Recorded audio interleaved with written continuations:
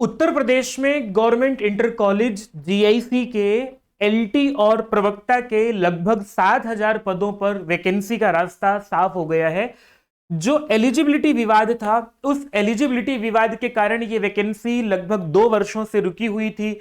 शिक्षा निदेशालय ने लोक सेवा आयोग को 2 से 3 चरणों में इसको लेकर के अलग अलग अधियाचन भेजे हैं इन 7,000 वैकेंसी पर।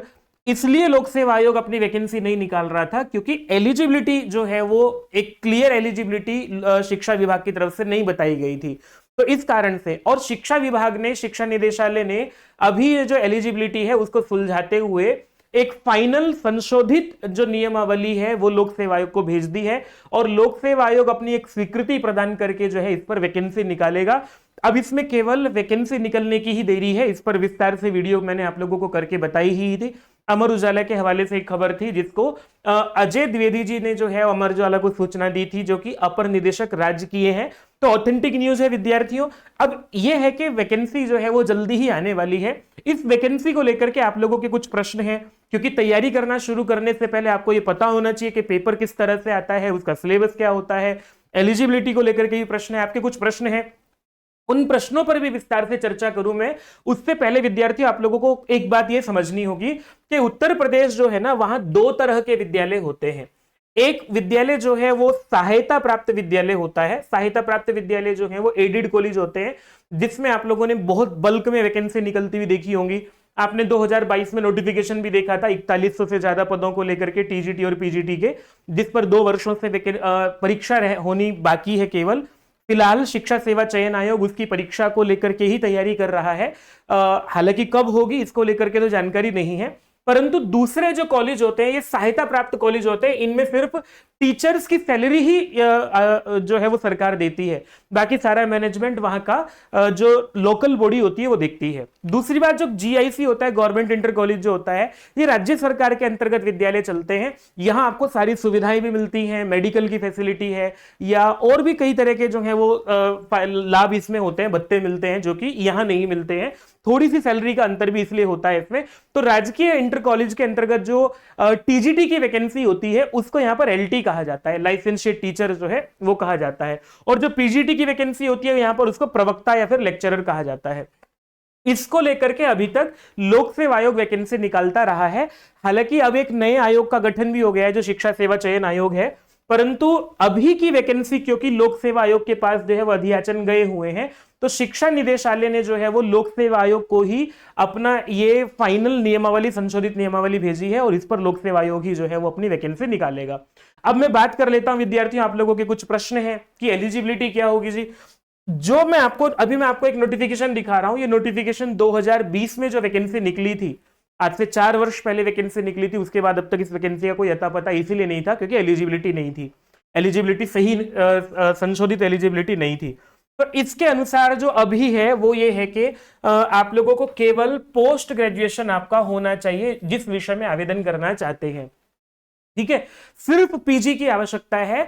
बाकी राज्यों में जो है वो बीएड भी मांगा जाता है। कुछ राज्य बीएड भी मांगते हैं, कुछ नहीं मांगते हैं। तो जो बीएड नहीं मांगता है अभी तक उनमें उत्तर प्रदेश है। पीजीटी के स्तर पर लेक्चरर के पद पर जो है वो बीएड नहीं मांगा जाता था, पर वर्तमान में ऐसा कहा जा रहा है, कुछ लोग ऐसा कह भी रहे हैं कि जी ऐसा सुनने में आ रहा है कि यहां जो है अभी बीएड लागू हो सकता है। हालांकि ऑफिशियली ऐसी कोई जानकारी नहीं है और मैं इसको बीएड को लेकर के मेरी ओर से भी ऐसी कोई पुख्ता जानकारी नहीं है कि लागू हो सकता है या नहीं हो सकता है। हालांकि नहीं होना चाहिए ऐसा मेरा मत है, क्योंकि उत्तर प्रदेश ने जो है अभी ऐसा कोई आधिकारिक, क्योंकि नई नियमावली बनने के बाद एक वैकेंसी उत्तर प्रदेश निकाल चुका था। ये जो वैकेंसी 2020 में निकाली थी ये नए पैटर्न पर, नई नियमावली के आधार पर निकाली थी और बीएड को लेकर के जो है ऐसा कोई प्रावधान नहीं था। तो फाइनल तो आप लोगों को नोटिफिकेशन से ही पता लगेगा कि बीएड यहां पर जो है लागू होगा या नहीं होगा। इस वैकेंसी में जो है वो आपके एग्जाम पैटर्न में 2 परीक्षाएं होंगी। एक प्री एग्जाम होगा जो कि आप लोगों का ऑब्जेक्टिव टाइप होगा, दूसरा एक मेंस होगा जो कि आप लोगों का सब्जेक्टिव होगा, रिटन एग्जाम होगा। 2 चरण होंगे। इसमें साक्षात्कार जो है वो नहीं होगा, बिना इंटरव्यू के आप लोगों का पूरी तरह से जो है वो पारदर्शी तरीके से आप लोगों का फाइनल चयन होगा। मेंस में भी फिर 2 चरण है, उनकी भी चर्चा करेंगे हम लोग। सिलेबस और एग्जाम पैटर्न पर विस्तार से चर्चा करने के लिए मैंने आप लोगों के लिए ये नोटिफिकेशन खोला हुआ है। और विद्यार्थियों, नोटिफिकेशन की एलिजिबिलिटी, बाकी चीजें तो मैंने आप लोगों को बता दी हैं। 2 चरणों में परीक्षा होगी। पहले चरण जो है वो सिर्फ मेंस में विद्यार्थियों को बुलाने के लिए होगा। जितने पद होंगे उसके 13 गुना कैंडिडेट इनको छांटने हैं। जो प्रिलिमिनरी एग्जामिनेशन होगा वो उत्तर प्रदेश के ही अलग अलग जिलों में होगा और उसके आधार पर फिर आप लोगों को 13 गुना लोगों को बुलाया जाएगा। 13 गुना लोगों का फिर एक मेंस एग्जाम होगा जो कि रिटन होगा। देखो द सिलेक्शन, और हाँ जो फाइनल सिलेक्शन होगा उसमें प्री का कोई लेना देना नहीं है। प्री का सिर्फ इतना काम है कि 13 गुना अभ्यर्थियों को छांट करके दे दे।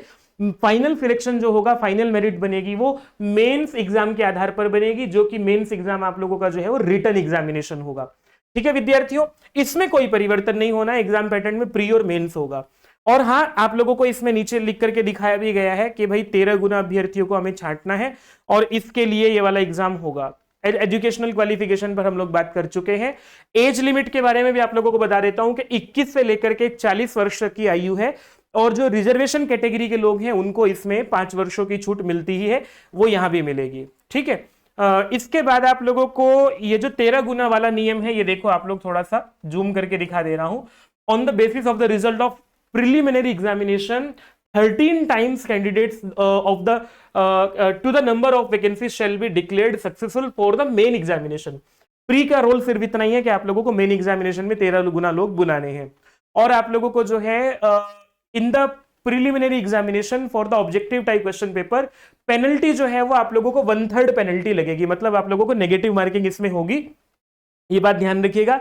और नेगेटिव प्री एग्जामिनेशन में जो है जो आप लोगों को 120 प्रश्न रहेंगे, उन 120 प्रश्नों में से जो है एक प्रश्न के 1/3 0.33 नंबर जो है वो आप लोगों के 0.33% जो है आप लोगों का 1/3 जो है वो कट जाएगा।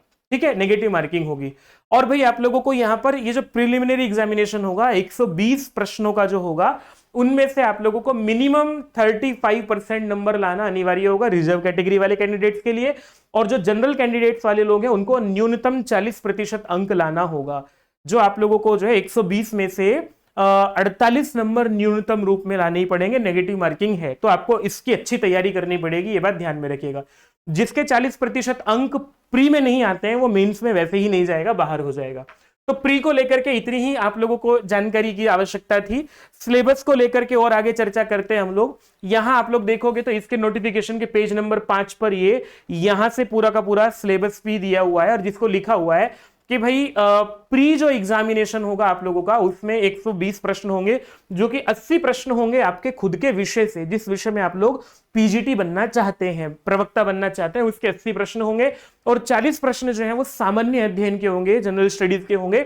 उसका पाठ्यक्रम भी यहाँ पर पहले से ही निर्धारित है। जनरल साइंस जो है वो होगा history of India, Indian national movement, Indian polity, economy and culture, Indian agriculture, commerce and trade, world geography and Indian geography and natural resources of India, current national and international important events, मतलब जो current होता है उससे भी logical reasoning से प्रश्न बनते हैं। Specific knowledge regarding education, culture, agriculture, industry, trade, living and, तो नेशनल लेवल का जो है आप लोगों को, बाकी ऊपर सब नेशनल लेवल का था, यहाँ ये उत्तर प्रदेश का पूछा जाएगा। एजुकेशन, कल्चर, एग्रीकल्चर, इंडस्ट्री जो है ये सब इससे जो प्रश्न बनेंगे आप लोगों को वो उत्तर प्रदेश से होंगे।